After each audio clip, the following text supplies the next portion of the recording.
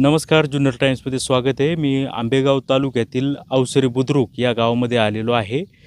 26 September रोजी याच बागल कुटुंबीय ह्या घरामध्ये राहतात आणि या घरामधली सून स्वीटी बागल या थोडं घराबाहेर गेले असताना बिबट्या त्या महिलेच्या अगदी जवळ आला आणि ती महिला इतकी घाबरली होती आणि ही महिला ही 9 महिन्याची गरोदर होती आणि तिला खूपच प्रकृतीला त्रास झाला त्या भीतीमुळं आणि त्याच्यामध्ये तिचा हे झालं, गर्भपात झाला.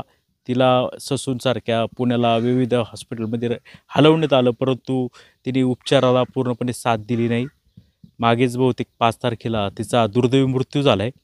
आता याच्यामध्ये ट्विस्ट असा आहे की ह्या कुटुंबियांचं म्हणणं असं होतं की हा मृत्यू घडला आहे कारण की ती बिबट्याला पाहिल्यामुळं ती पूर्णपणे घाबरली होती. त्या धसक्यामुळं ही घटना घडली. परंतु ह्या स्वीटी बागल हिचे माहेरकडचे जे लोक आहेत त्यांचं असं म्हणणं आहे की असं काही घडलेलं नव्हतं. प्रत्यक्षात स्वीटी बागल यांचे पती किंवा तिचे सासू यांनी या आमच्या मुलीला मारहाण करायचे, सतत त्रास द्यायचे आणि त्याच्या सततच्या मानसिक शारीरिक त्रासामुळं तिचा जीव गेलेला आहे. आता आपण आलेलो आहे बागल कुटुंबियाच्या घरी. अक्षय बागल देखील आतमध्ये बसलेले आहे. आपण सर्वांचं म्हणणं काय आहे ते घेणार आहोत. नमस्कार.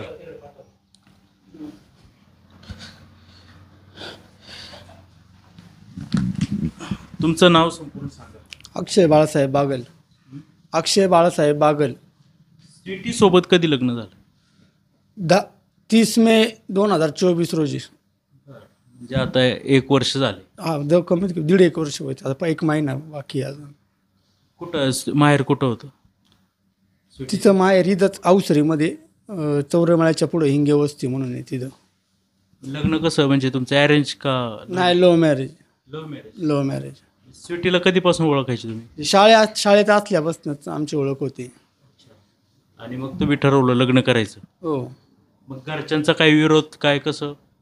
घरच्यांचा विरोध मी ती स्वतःहून डायरेक्ट निघून आली होती. खिलटोल नाक्यावर भेटली. मी कामावर होतो. मला तिने सांगितलं का मी तिथं आली. त्या तिथनं मी तिला मग घेऊन गेलो. दुसऱ्या दिवशी ते लग्न केलं आम्ही आळंदीला जाऊन. तुमच्या घरच्यांचा विरोध होता का? नाही, मी घरी सांगितलं का आम्ही लग्न करतोय म्हणून. मग आता सांगा का 26 सप्टेंबर रोजी काय घडलं? 26 सप्टेंबरला मी जनरलशिपला कामाला गेलतो. महिंद्रा कंपनीमध्ये कॉन्ट्रॅक्ट रोलवर कामाला आहे मी महिंद्रा कंपनीला. तर जनरलशिपला 5 वाजून 10 मिनिटांनी तिथनं सुटतो मी. 7च्या दरम्यान मी घरी आलो. घरी आल्यानंतर फ्रेश वगैरे झालो आणि आम्ही मोबाईल घेऊन बसलो होतो टाईमपास करत. 9च्या दरम्यान सगळेजण सोबतच जेवण करतात. जेवण केलं. मी माझ्या रूममध्ये गेलो आणि मोबाईल घेऊन पडलो. तर सकाळी मला 3ला उठायला लागतं फर्स्ट शिफ्टला. तुम्ही महेंद्रला कुठं चाकणला जाता? चाकण निघोजेत. 3ला उठायला लागतं. 5ला गाडी असते, 4:45ला गाडी असते बसीतनं. त्यामुळे मी आपलं झोपाय गेलो. तर बाकीचे सगळे टी व्ही पाहत होते. मम्मी गावात गेली होती. मावशी इथं गावात राहते. मावशीसोबत गावात गेली ती. तर हिचा फोन पण 10:30 वाजेपर्यंत तिच्या बहिणीला चालू होता. सोनी म्हणून नाव आहे, ती मुंबईला राहते. हिचा फोन पण तिच्या मोबाईलमध्ये पण हे आहे. 10:30 वाजेपर्यंत ती बोलत होती तिच्या बहिणीसोबत. 11च्या दरम्यान ही बाहेर लघुशंकेसाठी गेली होती. आपलं बाथरूम पण बाहेरच आहे. बाथरूम फक्त त्यांचं बांधकाम करताना त्याचा कट्टा वर असल्यामुळं आता प्रेग्नेन्सीमध्ये वर पाय टाकून जावं लागतं. ती का आपल्या पायाच्या वाट्यावर बसत होती. बाहेर गेले असताना तिला त्याच साईडला वाघ दिसला जाताना. काय 20-25 मीटर अंतरावर जाताना दिसला. कारण 11 वाजता रात्री? रात्री 11च्या सुमारास. तर ती तिथनं पळत आली घरात. आपल्या वाट्यावरनं घरात पळत आली. साहजिक आहे, कोणी पण वाघ दिसल्यानंतर पळत येणारची. पळत आली. घाबरलेल्या स्थितीत होती ती. घाबरल्यानंतर ती आपल्या घरात सांगितलं की मी वाघ बघितला. हॉलमध्ये येऊन त्यांनी सांगितलं, कारण हॉलमध्ये सगळे टी व्ही बघत होते. तर हे उठून बाहेर गेले, कारण नक्की कुठं बघितला वाघ. नाही, घरात त्यावेळी कोण होतं? आई तर बाहेर होतं ना? मी माझ्या रूममध्ये होतो. इथं हॉलमध्ये भाऊ, वहिनी, त्याची बायको आणि वडील. हे हॉलमध्ये होते. का ती पळत हॉलमध्ये झाली. सांगितलं की मी वाघ बघितलं. सगळे उठून पाठीमागं बघायला गेले. बघायला गेले असताना वाघ काय त्या ठिकाणी दिसला नाही, कारण तो त्या मार्गे पुढं आला होता. तर यांनी पुढचा दरवाजा उघडून बघितला तर त्यांना पुढच्या दरवाजात तो वाघ दिसला. कोणाला दिसला? यांनाच, भावाला, वहिनीला पुढच्या दरवाजात वाघ दिसला. पुढच्या म्हणजे इकडं? या वडाचं झाड आहे ना, त्या वडाच्या झाडाशी ते दिसला. म्हणजे वाघ तिने पाहिला पाठीमाग पुढं आला. तर वाघ एका ठिकाणी काय थांबणार आहे, तो पुढं आला. यांनी बघितला तर यांनी दरवाजा लावला.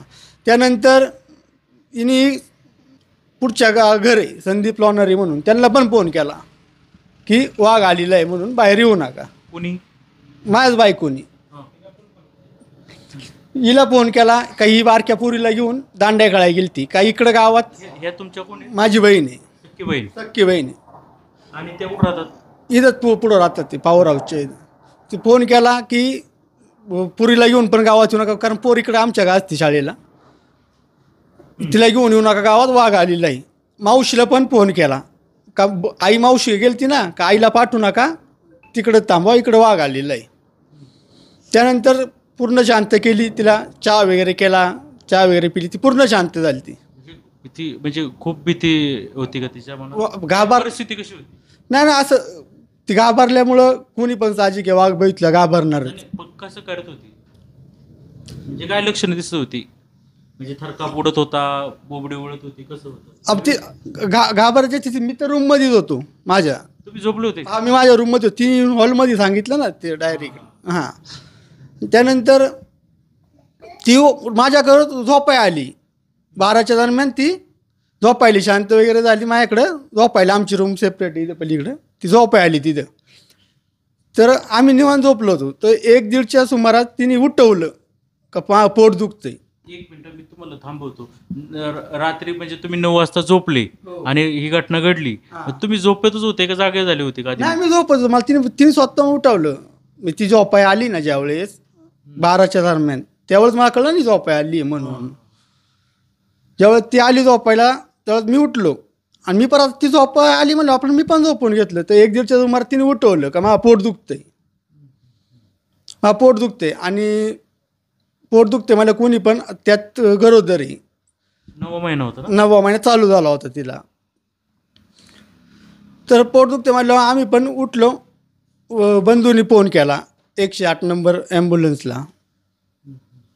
त्या ॲम्ब्युलन्सनी पण सांगितलं का जवळच्या ॲम्ब्युलन्स उपलब्ध नाहीत, लांबची ॲम्ब्युलन्स यायला टाईम लागेल. त्यांचा पण रिटर्न 15-20 मिनिटांनी कॉल आला. त्या दरम्यान पण अर्धा 1 तास निघून गेला. पण आता तिला घेऊन जाणं, आणि एवढं पण माहीत नव्हतं की एवढं मोठं हे होईन. नॉर्मल पोट दुखत होतं तिचं. ते आज बोलत होते, असं काही विषय नव्हता. मग मी आपलं पूर्ण मित्राची गाडी आहे संदीप लॉनरी म्हणून, त्याची गाडी घेतली. तिच्या गाडीत तिला घेतलं. बहिणीला फोन केला, तिला आणायला गेलो, तिला घेतलं. माझ्या मम्मीला घेतलं आणि सरकारी हॉस्पिटल मंतर इथे घेऊन गेलो. ग्रामीण रुग्णालयात घेऊन गेलो. ते घेऊन गेले असतात त्यांनी सोनोग्राफी केली.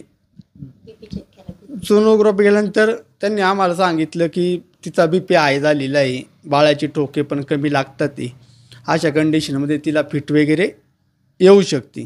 तुम्ही तात्काळ पुण्याला वगैरे हलवा, नाहीतर तुमच्याकडे एवढा पण वेळ नाही आहे की तिला जाताना फिट वगैरे येऊ शकते. इथं सार्थक हॉस्पिटल म्हणून आहे, त्या ठिकाणी तुम्ही घेऊन जावा. मग तुम्ही त्यांच्या माहेरच्यांना कळवलं होतं का? हॉस्पिटलमध्ये गेल्यावर कळवलं की मी त्यांना, सार्थक हॉस्पिटलमध्ये. काय त्यांचं आईचं नाव काय? बबिता टावरे म्हणून. मी तुम्हाला थांबवतो. मग समजा इथं दुखत होतं पोट, पण जेव्हा तुम्ही गाडीमधून नेताना मग काय परिस्थितीची? काय नाही, बसली होती. फक्त मला एवढं बोलत होते अक्षय लवकर घे, पोट दुखतंय. घाम वगैरे येणं काय? नाही, असं काहीच नव्हतं. बोलत होती? हो, बोलत होते. गाडी कोणती होती? स्विफ्ट. तुम्ही, तुमची पत्नी, अजून तुमची बहीण, हां, आणि आई तिकडं बसतात. हो. मग तुम्हाला सांगितलं का कुठं न्यायचं? मग आम्ही सार्थक हॉस्पिटलला घेऊन गेलो. कुठं आलं ते सार्थक? मनसरमध्ये संभाजी चौक या ठिकाणी आहे. तिथं पण त्यांनी गेल्यानंतर मॅडम खाली यायला टाईम लागला, डॉक्टर मॅडम, कारण संध्याकाळच्या आम्ही 2:30-3च्या दरम्यान ती होतो.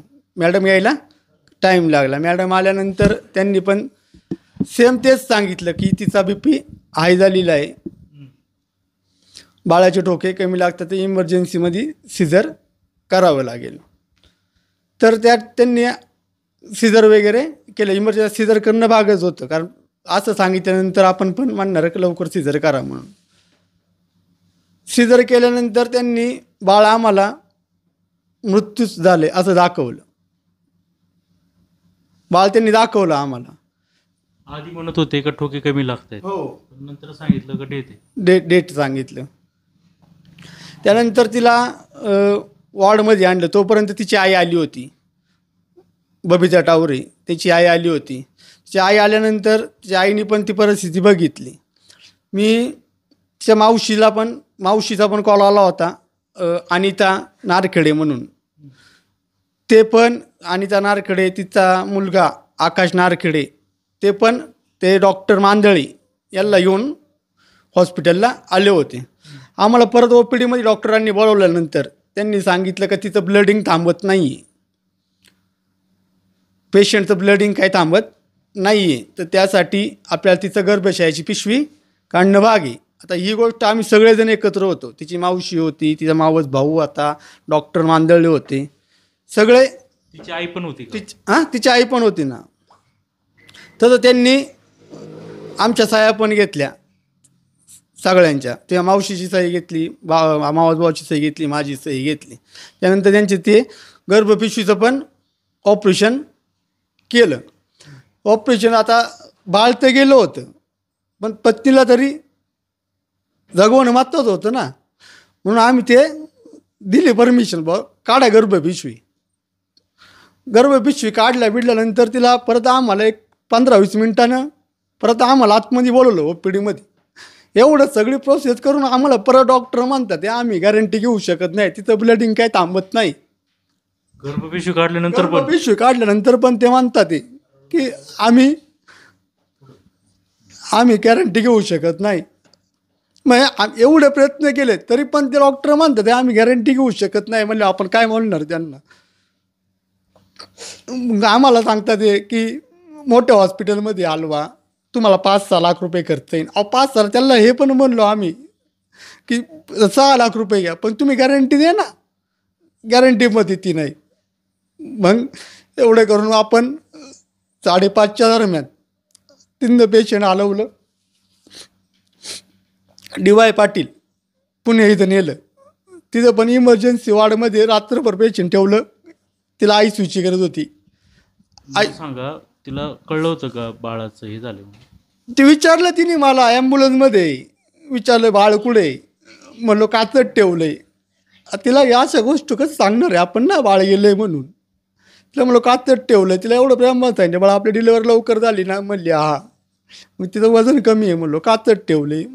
म्हणती मला काय झाले, म्हणलो लवकर केले ना आपण, तू लवकर बाळ झाले ना, म्हणली हा. म्हणून म्हणलो आपण डॉक्टर काय जायचं दुसऱ्या दिवशी घरी आपण. DY पाटीलला ती इमर्जन्सी वॉर्डमध्ये ठेवलं. व्हेंटिलेटरच होती ती इमर्जन्सी वॉर्ड. त्यांना पण सकाळपर्यंत 26 तारखेलाच घडलं मध्यरात्री. आता 1-1:30 वाजता तुम्ही इथनं गेले पिशवी काढायला, मग सकाळी 27ला सकाळी झाले ना सिझरन हे. मग त्या 27ला 5-5:30च्या सायंकाळी आम्ही ॲम्ब्युलन्समध्ये पुण्याला नेलं DY पाटीलला. तिथं इमर्जन्सी वॉर्डमध्ये 27ला रातभर आम्ही ते ठेवलं. त्यांनी सकाळी डॉक्टर आले. डॉक्टरांनी सांगितलं की ICUचे बेड उपलब्ध नाही आहेत, तुम्ही त्याकरता तिला त्यांनीच लिहून दिली चिठ्ठी की ससूनला घेऊन जावा, सगळ्या फॅसिलिटी ती अवेलेबल आहेत. 7:12 आम्ही तिला ॲडमिट केलं.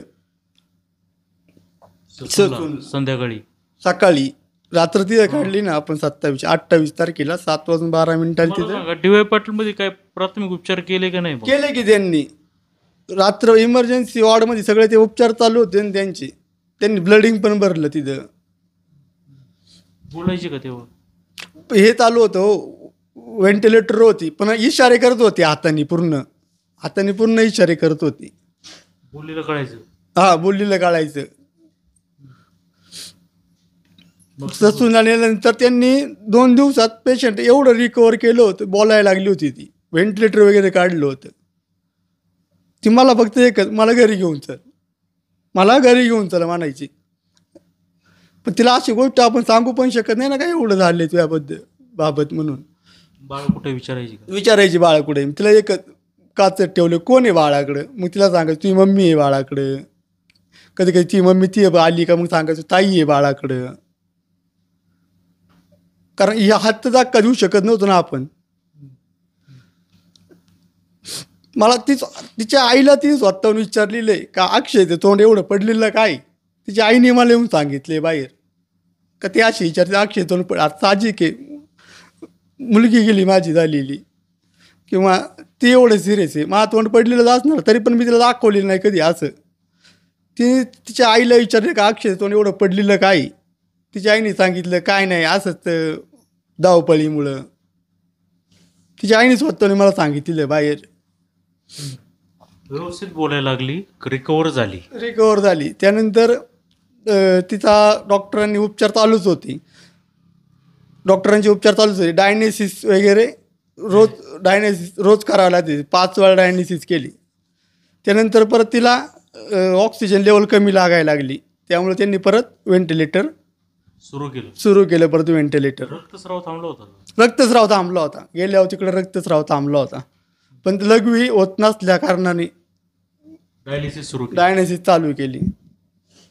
उपचार त्यांचे कंपल्सरी चालू होते 5 तारखेपर्यंत.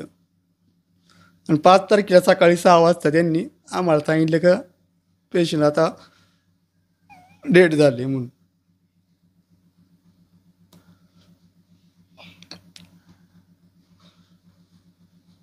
आता व्हेंटिलेटर लावलं किती 3 तारखेला ना परत लावलं ते व्हेंटिलेटर.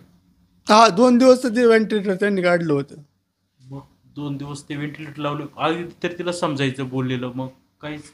तर नंतर पण कळत होतं तिला. आपण आवाज दिला ना तर ती मान वगैरे हलवायची. म्हणजे आपण आवाज दिला ना सुटी काय रे बाळा बघायची, असे डोळे बिळे करून बघायची. मग जेव्हा तिचं व्हेंटिलेटर ठीक होती मग काय म्हणत असेल काय झालंय मुलगा मुलगी काय. मला विचारलं ना, मग असं व्हेंटिलेटर जरी होतं ना तरी विचारायची ना की असे इशारे करून काय झाले नक्की, असं मायक बोट करायची नक्की तू कमी म्हणजे मुलगा की मुलगी. तिला मी हे पण सांगितलं की तू झाली कशी आहे. डॉक्टरांनी काय निदान केलं, कशामुळे घडलं. कोणत्या डॉक्टर काय काय सांगितलं कशामुळे घडलं असेल. आता हे सार्थक हॉस्पिटलने आम्हाला सांगितलं की BP हाय झाल्यामुळं तर ते इथं पण आपण शांत झाली ती. नंतर ती पोट दुखायला लागलं पण तिथं आतमध्ये ब्लडिंग चालू होतं म्हणे गर्भशयाच्या पाठीमागं. आता मी तुमच्याकडे होतो ताई, ज्यावेळी ती गेली त्यावेळी तुम्ही होता बाहेर गेली नाही, मी नव्हते. कोण होतं मग. इथं माझी भाऊजाई होती ना मोठी. आणि ह्या होत्या ह्या बाहेर गेल्या नाही, त्या मावशीकडे गेलत्या. इथे येता का जरा थोडं.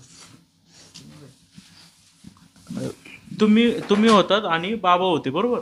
हा मिस्टर म्हणजे इथे. हो मला सांगा 11 वाजता ती बाहेर गेली टॉयलेटसाठी गेली. हो.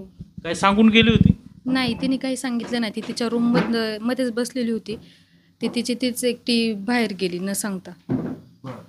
मग काय घडलं, आरडाओरडा सुरू. किती वेळ बाहेर होती. गेली ती आणि त्याच्यानंतर लगेच ओरडतच आली तिकडनं, ताई ताई मी वाघे वाघे वाघे म्हणून. आणि इथं आली आणि तिनेच दरवाजा ओपन केला आणि मग म्हटली नाही मागच्या बाजूने बघितल्या म्हणून आम्ही सगळेजण पाठीमागच्या दरवाजात पाहायला गेलो तर पाठीमागे नव्हता. तर मग हा दरवाजा ओपन केला आणि त्या वडाच्या झाडाच्या तिथं वाघ आम्हाला दिसला. मग आली एकदम म्हणजे धावत पळत आली. हो, धावत पळत आली, धापा टाकत होती. ताई ताई ताई असं पूर्ण तिला घालमेल झालं होतं तिचा. मग घाम वगैरे येणं का धडधड कसं. नाही, घाम वगैरे तिला आलेला नव्हता पण धडधड वगैरे तिला होत होती. तुम्हाला असं म्हणायचं आहे का ती एकदम म्हणजे आता तुमचं टॉयलेट बहुतेक खाली आणि ती एकदम रनिंग करत पायवर टाकल्यामुळं फास्ट त्यामुळं घडलं असं. नाही, ती जेव्हा वॉशरूमला खालच्या खाली बसली होती ना, जेव्हा ती उठली त्यावेळेसच तिला पोटाला दणका बसला.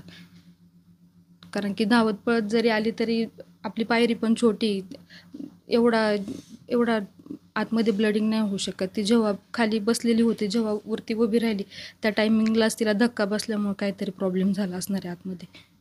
अचानक घडलेलं आहे याच्यामुळे. हो, अचानक समोर बाईला वॉशरूमला बसलेली अवस्थेत समोर पाहिल्यानंतर तिला ती त्याच अवस्थेत उभी राहिली. मावशी इकडे ना जरा थोडं ताई तुम्ही थांबत. मग स्वीटीचा कसा स्वभाव होता? खूप छान होता हो. ते लहानपणापासून मी ओळखतो. मी 6वी 7वीला होतो तेव्हापासून आम्ही मैत्री होती तर आमची. आमच्या घरामध्ये कधी अशी भांडणं वगैरे पण नाही झाली. मी तिची बारकी नंदे, माझी मुलं पण इथं असतात कायम आणि एकदम हसून खेळून स्वभाव. तुमचं घर किती लांब आहे इथनं? इथनं 1 किलोमीटर असेल, 1-1.5. इथं पौराच्या तिथंच आहे. आणि ती लोक काही पण आरोप करतात, ते म्हणतात आम्हाला तिने म्हणजे आम्ही त्यांना मारलं किंवा काय असं काही वेगवेगळे आरोप करतात. ते आम्हाला जर तिला मारायची होती तर ती तुमच्याकडं, आम्ही जर तिला सासूरवास केला असता तर ती इथं राहिलीच नसती, ती त्यांच्या घरीच गेली असती. आणि 2 दिवसातून जाणं येणं होतं आमचं तिकडं. रोज मग मला एक सांगा का, समजा ठीक आहे तिच्या घरच्यांना तुमचा विवाह पसंत नव्हता, ते बोलायचे का घरचे? स्वतःहून ते बोलायला सुरुवात झाली त्यांची. ही माहेर जायची का? स्टार्टिंग महिना 2 महिने बोलत नव्हते, नंतर स्वतःहून बोलायला सुरुवात केली. त्यांनी फोन वगैरे केले तिला. नाही मग ही घरी जायची का माहेर? हो जायची की. मी घेऊन जायचो तिला. तर 8 वाजता फोन करायचे का स्वीटी इकडे ये म्हणून. भरली सरलेली पोरगी यांनी रात्रीची बोलवली आहे. त्यात पित्तरपाट्यामध्ये सुद्धा आहे ना, त्यांनी घास टाकायला बापाचा. रात्री 9 वाजता पोर इथनं गेली आहे आणि तिच्या हातून घास टाकलाय. तिच्या हातातून सकाळच्या पारी घास टाकलाय. भरली सरलेल्या पोरीने कधी घास नसतो टाकायचा. बरं आमच्या घरामध्ये पहिल्यांदाच बाळ येणार होतं. यांना सुद्धा 7-8 वर्ष झाले, काही नाही. ते पहिल्यांदाच बाळ येणार होतं. बरं तिचे लाड पण असे घरामध्ये भरपूर असायचे. आमच्या घरामध्ये कधीच कोणाला सासूरा, बरं हिला 8-9 वर्ष झाले, तिला काय नाही सासूर असेल, तिला कोण सासूरवास करणार आहे? सगळं त्यांच्याच हातामध्ये आहे. माझी आई आहे, ही माझे वडील आहेत.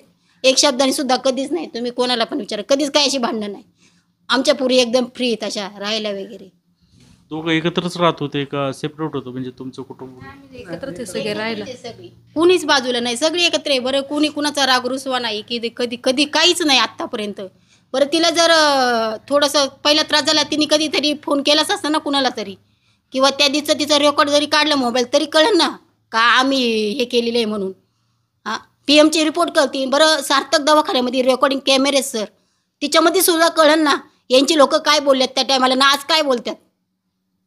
आज एखाद्यावर आरोप करतो तो त्याची बायको गेली आहे, मुलगी गेली आहे, त्याला सावरण्याच्या ऐवजी हे असे बोलल्यावर तो मरायचं नाही का? आज आमचं घर पूर्णपणे बसलेलं आहे. आज माझी बारीक बारीक पोरं तिच्या मांडीवर खेळते, आम्हाला किती वाईट वाटत असेल.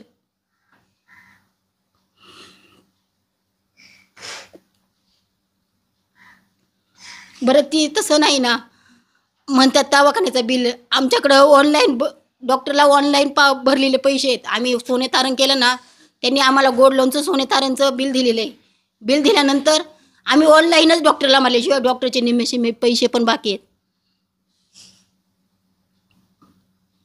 बरं तिथं ब्लडिंगला सुद्धा माझ्या मोबाईलवरून मी तुम्हाला दाखवते, ब्लडिंगचे सुद्धा पैसे आम्ही स्वतः मारले आहेत मोबाईलवरून. कर्तव्य तुमचं. तुम्ही काय मारायचे का तिला? नाही हो, एकदा आमची भांडणं झाली होती. आता नवरा बायको मला भांडणं होणारच. मग काय घडलं होतं तेव्हा? किती दिवस झाले त्याला? 2-1 महिने होऊन गेले त्याला. मग काय मारण केली का? मग काय झालं? आता नवरा बायकोची भांडणं होणारच त्याची ना.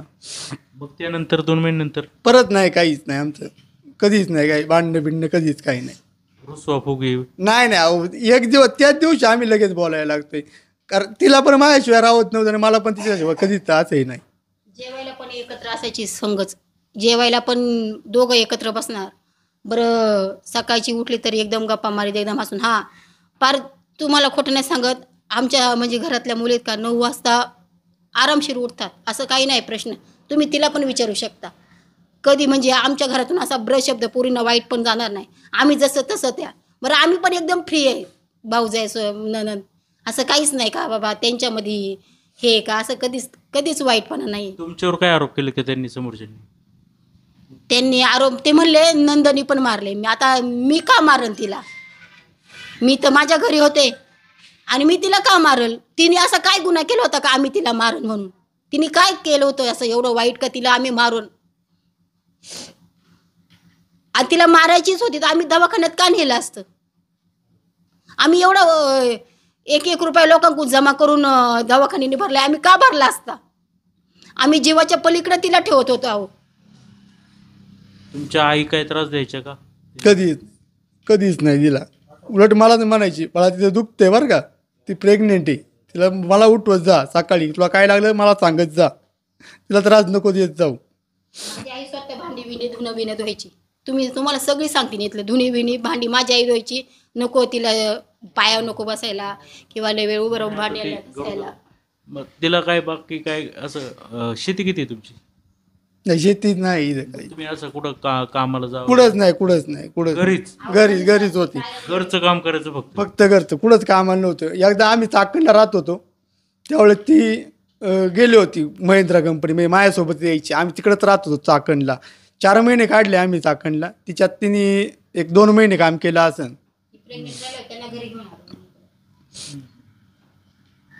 त्यानंतर बाकी कुठंच कामाला वगैरे काहीच नाही, घरीच.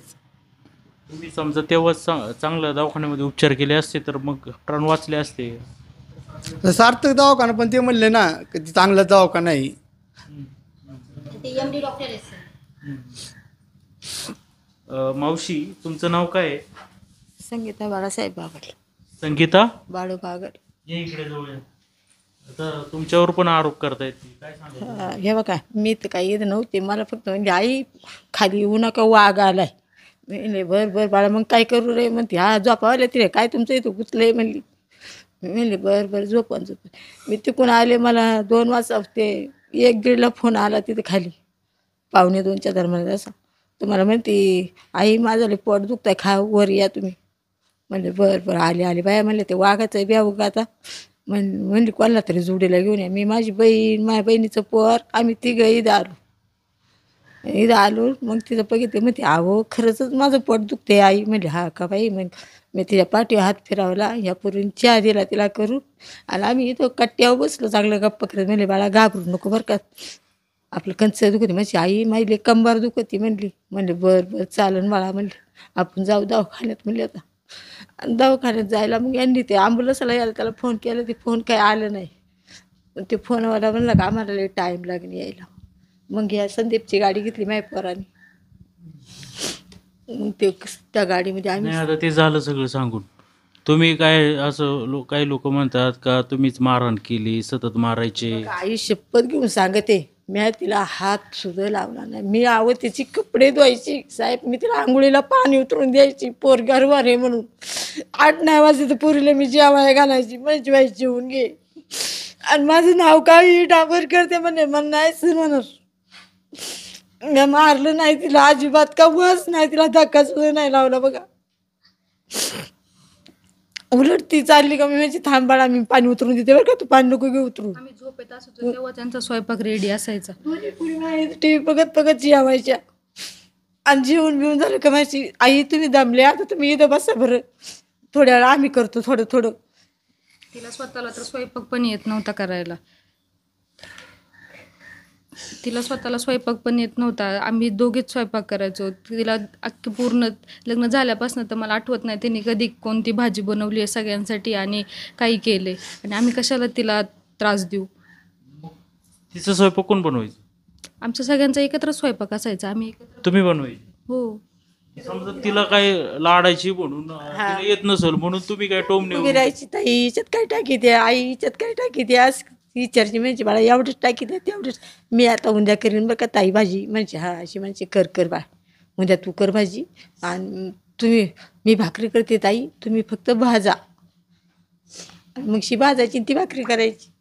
भाकरी झाली काही येऊन खाऊन घ्यायच्या सगळेजण. नाही बघा, आता तिला स्वयंपाक येत नव्हता वगैरे काय, त्यामुळे तुम्ही काय बोलायचे का? नाही नाही, ती त्याच्यानंतर ती शिकली ती स्वयंपाक वगैरे. आम्ही कधीच तिला दुखवलं नाही कोणत्या गोष्टीवरनं. उलटं ती विचारायची प्रत्येक गोष्टी. भाजी करताना पण विचारायची, ताई हे असं कसं केलं आहे. ती शिकली त्याच्यानंतरनं. ती नंतरनं तिच्या नवऱ्याचा डबा जेव्हा ती ओके होती, ती तिच्या नवऱ्याचा डबा स्वतः बनवून द्यायची. शिवाय आपल्याला सांगायची, आज मी ही भाजी बनवते ताई त्याच्या डब्याला कशी बनवायची सांगा, चपात्याचं पीठ किती घेऊ, प्रत्येक वेळेस विचारायची ती. खाली कमेंट केली कोण, म्हणजे त्यांचं म्हणणं आहे का माझी भाची स्वीटी अक्षय बागलीला, म्हणजे हे सगळे तुम्ही सगळे सासू सासरे नणंद नंदाव यांनी पैसे घेऊन ये, नाहीतर तुम्हाला मारू, असं करून हे केलंय आणि बिबट्याचं नाव खाली तुम्ही हा मृत्यू दडवताय. काही किती खोटं बोलली, पण याला तीच नाही खोटे बोलणं, खऱ्याला नाही, खऱ्याला मरण नाही, आपलं खरं आहे. उलट किती वेळा आहे का यांनी बाजार भरून दिले. तिची आई एकटीच राहते तिथं. तिच्या भाऊ भाऊजाईची त्यांची भांडणं झालती ना, ते भाऊ भाऊजाई मुंबईला राहतात आणि तिची आई एकटी राहते. माझ्या भावाने कितीतरी वेळा त्यांना बाजार नेऊन दिला, तिने तिच्या हाताने नेऊन दिलाय बाजार. तुम्ही काय ते माहेरी काय खर्च द्यायचे? नाही, कधी कधी मला ती सुट्टी सांगायची का मम्मीचं ही संपलंय, ते घेऊन जायचे, मम्मीला दूध घेऊन जायचे, नाही एवढंच. असं बाकी काही नव्हतं, पण लागन त्या गोष्टी मी तीही सांगन त्यावेळेस मी घेऊन जायचो. मग तुम्ही दारू वगैरे प्यायचे वगैरे काय? नाही कधी, आत्ता नाही, कधी मागच्या वेळेस मी, पण ते पण असं नॉर्मली कधी. म्हणजे फक्त एकदाच 2 महिन्यापूर्वी जेव्हा तिला 7 महिना एकदाच भांडणं झाली आमची. ती कुठे आहे ते टॉयलेट दाखवतो का? चला ना.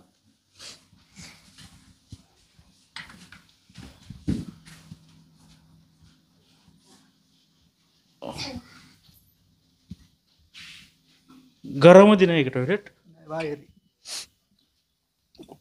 या ठिकाणी टॉयलेट आहे, पण एक विषय असा आहे, टॉयलेटचं बांधकाम करताना हाच आपला कट्टा आहे, हा, बरोबर, हा. ते हाईट आहे. हाईट आहे, त्यामुळं ती संध्याकाळी लघु शंकेसाठी ह्या ठिकाणी बसत होती. उघड्यावर, हा, तिला चढता येत नसेल. हा, तर या ठिकाणी इथंच बसायची ती, या ठिकाणी बसत होती संध्याकाळी. हम्म. तर ह्या झाडाच्या पलीकडे म्हणजे 25-30 फुटाच्या पुढे, 25-30 मीटर आहे हम्म. त्या झाडाच्या पलीकडनं, त्या बांबळीच्या बर. तिकडनं तिने जाताना बघितला बिबट्या. बिबट्या. तेव्हा उजेड काही तर लाईटची व्यवस्था काय? तिकडं बल आहे डायरेक्ट, आणि आपला बाहेर बल्ब आहे इथं.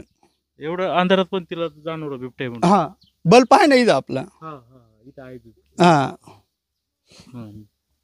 तिने बघितला. म्हणजे घटना घडली इथं ती लघवी करत असताना तिने पाहिलं आणि हो. एकदम उठले असं उठले असं तुमचं म्हणणं आहे. हो. आणि ती एकदम पळत पळत आतमध्ये आली. साहजिक, आता वाघ बघितल्यानंतर कोणी पण घाबरणारच ना. बरं, म्हणजे असं काही नाहीये. ये इकडे. मग आता वन विभागाची कोणी लोक आली होती का? येऊन गेले, पंचनामा वगैरे करून गेलेले आहेत. काय त्याचं काय पाऊल कोण दिसलं त्या पंचनाम्यात? नाही, पूर्ण खडक आहे ना हो इथं, इकडे जरा झूम केला तर बा खरोखर खडक दिसतोय इथं. पूर्ण त्यामुळं खडक आहे, आता- म्हणजे सापडलं नाही का काय असं बिबट्याचं? पूर्ण खडक आहे. आणि ती गोष्ट 26 तारखेला कळली. हे आत्ता वन अधिकारी आत्ता आलते 2 दिवसापूर्वी. वन विभागाच्या लोकांना कधी कळवलं तुम्ही? तिकडं आल्यानंतर आपण पेशंट सोबत तिकडच, मी 26 तारखेला घर सोडले तेव्हापासून मी तिकडच होतो. माझी आई पण तिकडच होती हॉस्पिटलला. मग आता तिला आणलं इकडं अंतिम संस्कार करायला, मग काय त्यांचे माहेरचे लोक काय म्हणत होते? काय नाही, अंतिम संस्कारला होते की सोबत, ते काहीच नाही विषय. मग आता तुम्ही त्यांनी दुसऱ्या दिवशी हे चालू केले का तुम्ही मारलंय, नाही केलं. आणि ते पण होते की तिचा मावस भाऊ आता माझ्यासोबत हॉस्पिटलला. तिला काय आई होते, वडील कुठे तिचे? वडील एक्सपायर झालेले, थोडे भाऊ आहेत भाऊ आहे, आणि एक बहीण आहे. बहीण नाही. बहीण म्हणजे तुम्ही म्हणत होते ना तिच्या मावस बहिणीला फोन करायची ती, मावस बहिणीला. मावस बहिणीला. मग आता तुमचं शेवटचं सांगणं काय आहे? आता हे समाजा पुढे अशा दोन्ही, आता पहिली एक बातमी केली आपल्या वळसे सरांनी, हो. दुसरी बातमी दुसऱ्या एका पत्रकारांनी केली. त्यांचा असा आरोप आहे की तुम्ही मारून टाकले. सांगा काय शेवट. आणि मला एक तुम्हाला विचारत होतं, राग नका मानू, बातमी आता तुम्ही ठीक आहे, मला तुमच्या भावना समजल्या, पण अगोदरच्या बातमीमध्ये एकदम म्हणजे तुम्ही असं काही घडलंच नाही असंच, म्हणजे तुमचा चेहरा वगैरे असं दिसत होता. काय कारण? मी बसलो होतो मी इथं, ती डायरेक्ट अपघी आली का मला बातमी घ्यायची, डायरेक्ट विचारायला सुरुवात केली. डोक्याला काय लागली? ऍक्सिडेंट झाला होता 6 वर्षापूर्वी. अच्छा. 6-7 वर्ष झाली त्याला, मंतरला झाला होता. तिच्या घरच्यांना काय तुम्ही आवाहन करशाल किंवा विनंती करशाल? काय असेल ते खरंच सांगा, उगाच काहीतरी नाव बदनाम करू नका. जे गेलंय ते आता माझी मग स्वतःची बायको गेलेली की तुमची पण लेक गेलेली, पण जे काय असेल ते एकदा खरं बोला. काही पण नाही. तुम्ही पण हॉस्पिटलमध्ये होते माझ्यासोबत. तिची आई होती, मावशी होती, सगळ्या मावश्या भेटायला आलेल्या होत्या. तेवढे सपोर्ट करत होते का अक्षय आपल्याला शेवटपर्यंत लढायचे, शेवटपर्यंत प्रतिसाद करायचा आहे, शेवटपर्यंत आपण तिचे उपचार आपण मागं हटायचे नाही. तोपर्यंत शेवटपर्यंत साथ दिली. आणि आता शेवटला तुम्ही काहीतरी काय आरोप करताय, आहे ते खरं बोलला ना तुम्ही, बाकी काहीच नाही. तुम्ही अंत्यविधीला पण आले त्यावेळेस काहीच नाही. दुसऱ्या दिवशी तुम्ही काय नक्की काय बोलताय तुमचं मला पण कळना. तुम्ही असं काय नक्की बोलताय ते खरं बोला, बाकी काहीच म्हणणं नाही माझं. कुठे गेलं मावशी? तुमचं पण नाव घेतात, तुम्ही पण त्रास द्यायचे. मी कायला तर दिन मी उलटा बाळा करायचा, उलटा मी म्हणायचा हे म्हातारेच्या कड म्हातारे उठ जेवायला दे, खाला कर पाहिजे तरी पाणी बी आण. अहो लय असून करून लय आनंद साहेब होतं, पण काय हे बघा तुमच्या हातात नाही माझ्या हात. त्याच्या हाताने काय झालं असलं ईश्वराची काय म्हणणं नाही. डॉक्टर कोण चुकी झाली आता मलाही वाटतं डॉक्टर, पण मी म्हटलं डॉक्टर चांगल्या करता करायला असतात का वाईट करायला असतात मला सांगा. अहो म्हणलं नाही, आता तिचं नशीब किंवा संचित काय असेल ते ईश्वराला माहिती, देवाला देव जाणे. आम्ही कायला त्रास देऊ. त्यांनी ना गुन्हे जे त्यांनी आता ते केल्यास बा आमचे आरोप जे केले, माझ्या मम्मी पप्पांनी कधी आम्हाला आयुष्यात चापट मारली नाही. सुनांना पोरींपेक्षा जास्त जीव लावलेला आहे त्यांनी का आयुष्यात. बरं हे सगळं होऊन द्या, त्यांनी आरोप केलेत ना, ठीक आहे आरोप करून द्या. हे आरोप उद्या सिद्ध होतील, उद्या तिचे कॉल रेकॉर्ड चेक होतील. बरं तिला जर मारहाण केली असती तर कॉल रेकॉर्डला तिने सगळ्यांना फोन करून सांगितलं असतं का? बरं तिला दवाखान्यात नेली, दवाखान्यात डॉक्टरांना गव्हर्नमेंट डॉक्टर आहे ते काय तर मॅनेज होण्यासारखे नाहीत ना. गव्हर्नमेंट हॉस्पिटलमध्ये चौकशी होईल, उद्या सार्थकला चौकशी करा, DY पाटीलला चौकशी होईल, ससूनला चौकशी होऊन द्या. ह्या सगळ्या गोष्टी जेव्हा शहानिशा होईल. आता यांनी जे आरोप केलेत याच्यातून जर आमच्या घरात फॅमिलीला कोणाला काय झालं, उद्या आम्ही त्यांच्यावर गुन्हा दाखल करू पुन्हा की आमच्या फॅमिलीला जर काही झालं ह्या गोष्टीबद्दल. आज ते आमच्यावर नाही ते आरोप करतात, काय बी करतात. ते म्हणतात सासूने मारलं, अजून सासूला माझ्या चापट मारायची माहीत नाही कधी आयुष्यात. मी लहानाचा मोठा झालो, 35 वर्ष वय झालं, आम्हाला कधी त्यांनी लहानाचं मोठं करताना चापट नाही मारली. सोनांना कधी मारणार आहे ते? आज एवढ्या सगळ्या परिस्थिती होऊन आता उद्या शहानिशा होईन. परत तो कोण आहे स्वराज चॅनलवाला, त्यांनी केली का शहानिशा? काय झालं आरोप आहेत लगेच त्यांनी ते न्यूज जर हे केली, त्यांनी शहानिशा करायला पाहिजे. उद्या PMच्या रिपोर्ट आल्यावर कळेल ना तिला मारहाण होती का, तिला वैयक्तिक शारीरिक प्रॉब्लेम होता की कशामुळे ह्या गोष्टी झाल्यात. ह्या सगळ्या PMच्या रिपोर्टमुळे कळतील. बरं गव्हर्नमेंटमध्ये चौकशी केल्यावर कळेल ना. त्यांनी चेक केली, पोरगी पायावर चालत गेलेली आहे, तिथं झोपवली तिला, त्यांनी चेक केलं. चेक केल्यानंतर त्यांनी सांगितले हा इंटरनल प्रॉब्लेम आहे का बाहेर झालेला विषय का वरून मारहाण आहे काय, सगळे रिपोर्ट मी डॉक्टरांना तर कळतंय ना. आपण काय मी उठलो उद्या मी काही बी म्हणन हे असंच झालं तसंच झालं, तर हे सगळं काय माझं मान्य करून लगेच गव्हर्नमेंटने ॲक्शन घेतली पाहिजे का, कोणी ॲक्शन घ्यायला पाहिजे का? पण ह्या गोष्टी प्रत्येकाने शहानिशा करून आपण काय बोलतोय पुढच्याच्या मनाला लागन का हे. बरं ह्या गोष्टी आता पोलीस चौकी करीनच चेक ना. ह्या गोष्टी सगळ्या चेक झाल्यानंतर जर आमच्यावरचे आरोप जर सिद्ध झाले नाही तर मी स्वतः त्यांच्यावर गुन्हा दाखल करणार आहे. आबरूनच कानीचा. मावशी काय सांगाल, तुमच्यावर जास्त टार्गेट आहे? मी काय बाई तिला हातबीत लावला नाही, मी चांगली सांभाळलेली, एकदम हसत मायाली किंवा निपोम्या जीव लावला आहे तिला एकदम चांगली. मी तिचं पार सगळं धुणं धाणं पार सगळं करून बसते. त्यांची मी केस सुधारले की धू काढले. मी डोकं देतो एवढे प्रेम केले मी तिचं. अजून काय करायचं सांगा तुम्ही मला. फार तिचे कपडे सुद्धा धुतले आहे. मला म्हणजे आई माही नका कपडे तुम्ही मेंढे धुते वरली राहू दे, तुला नाही बसता येत. अजून काय करायचं एवढंच आपले. मी तिला मारलं नाही बाई, मी अजिबात हात नाही मारलं. घरातले माझ्या काम नाही, माझी मीच करायची. त्यांना मी पार TV बघत 6 वाजेपर्यंत पुरी TV बघत बसायच्या. माय 11 वाजता जे बसल्या का 6 वाजेपर्यंत उठत नव्हत्या त्या सोफ्यावरून खाटावरून. घरामध्ये 3 माणसं 3 बाया घरात. बरं आमच्याकडे का ना गुरं ना शेती ना काही, 3 बायांना काम तरी काय, धुणं भांडी हे ह्या गोष्टी सगळ्यात. बरं धुणं भांडी 3 बायांच्या वाट्याला तरी काय काम येते तिला सासूर वसवायला 10 मिनिटात, तर यांचे सकाळी तासाभरात त्यांची कामं उरकतात, दिवसभर यांना दुसरं कोणतं काम नाही. बरं ह्या गोष्टी म्हणजे आता हे असे आरोप करायला लागले, त्या गोष्टी चुकीच्या आहेत ना पूर्ण साफपणे. मी तिलाच का मारते ना. मी पण कधीतरी म्हटले असते ना, मी पण सूनच आहे ना घरातली. मला तर आतापर्यंत नाही कधी कोणी गालबोट लावलं. माझ्या सासऱ्यांनी नाही, माझ्या सासूनी नाही, माझे सासरे तर कायम मला सुद्धा बाळा बाळा म्हणतात. त्यासुद्धा मी कामाला जायचे तर कायम मी तर कधी काही करून पण गेले नाही. फक्त भाजी टाकून कामाला गेलेले. माझे सुद्धा कपडे त्यांनी धुतलेली आहेत. आणि हे म्हणतात की तिचा भाऊ म्हणतो की मी ससूनमध्ये गेल्यावर ती सार्थकला होती, सार्थकला चांगली बोलत होती, तिची मावशी आली, तिची आई आली. त्या दिवशी त्या विचारू शकत नव्हते तिला, तुला मारले हाणले काय झाले. ससूनला पुरीची जेव्हा कंडिशन नव्हती, बोलायची सिच्युएशन नव्हती, त्याच्यानंतर भाऊ विचारायला गेला का तुला मारले का काय यांनी. तोपर्यंत भाऊ मावशन हे काय करत होते, फक्त झोपा काढत होते का, त्यांना कळलं नाही. अहो हे आम्ही जेव्हा तिला दवाखान्यात नेले, हे घरी येऊन बसलेत निवांत, मस्त आराम करतात. दुसऱ्या दिवशी काय संध्याकाळी काय निवांत जातात गाड्यांनी. आणि तिची मम्मीला विचारा, ससूनला कॅमेरा चेक करून ती मम्मी किती दिवस राहिली पोरीपाशी. आई आपल्या पोटचं लेकरू जर एखादा आजारी असन तर आपली आई आपल्याला बेडपासून उठायची नाही. हिची मम्मी घरी येऊन बसली निवांत मध्ये. आता झालं. या निमित्ताने आता आपण ही जी बाजू आहे या बागल ना बागल कुटुंबियाची बाजू दाखवलेली आहे. अतिशय अशी दुर्दैवीची बाब इथं आली. खरं म्हणजे बिबट्याला पाहून ती महिला घाबरली आणि 9वा महिना होता आणि तिने अतिशय जलद हालचाली केल्यामुळं आणि तिचा BP वाढल्यामुळं ती घटना घडली असावी. आता PM मध्ये जे आहे ते होणारच आहे, परंतु ही सगळी घटना घडल्या, तिचा मृत्यू घडल्याच्या नंतर आज 5 तारखेला वाटतं तिचा मृत्यू झाला आहे. आज जवळपास 9 तारीख आहे आणि काल त्यांनी आरोप करायला सुरुवात केली आहे. तर ते आरोप त्यांनी आधी का नाही केले. मग समजा त्यांची बरोबर ते बोलणं होतं, मग ती काय सांगायची, त्यांच्याकडे काही एव्हिडन्स आहे का, ते देखील आपण त्यांच्याकडून जाणून घेऊया.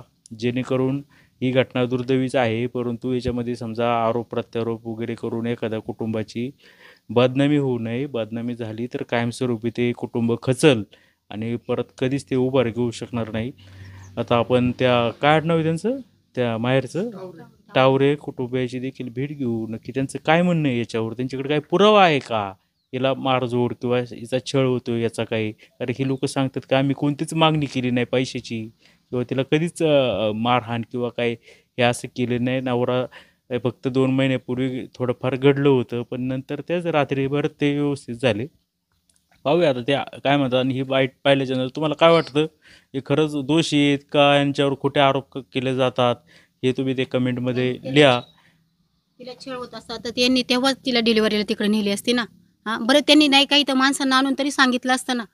डिलिव्हरीला नेलं नाही का पहिलं बाळ. डिलिव्हरीला त्यांनी डिलिव्हरी आणि पोरगी पण आहे ना, स्वतः गेली नाही. पोरगी नाही तर छळ वाजता पोरगी गेली नसती का तिकडे. ते म्हणतात पैशाची जर मागणी केली आणि त्यांना जेव्हा डिलेव्हरीला म्हणले आमच्या परिस्थिती नाही डिलेव्हरीला न्यायच्या, माझ्या आजारी असतो आम्ही, माझी आई आजारी आहे, तिचा भाऊ सांगायचा आमची परिस्थिती नाही पहिल्या डिलेव्हरीला, तुम्ही तुमच्याकडे सांभाळा. आणि हे सांगतात की आम्ही पैशाची मागणी, यांच्याकडे पैशाची मागणी करायला हे कोण आहेत कामाला कुठं का, यांच्याकडे आम्ही पैशाची कधी मागणी करावा. उलट यांचीच आमच्याकडे पैशाची मागणी असायची, यांच्याकडे आम्ही का करू पैशाची मागणी. जुन्नर टाइम्स, अवसरे बुद्रुक, तालुका आंबेगाव.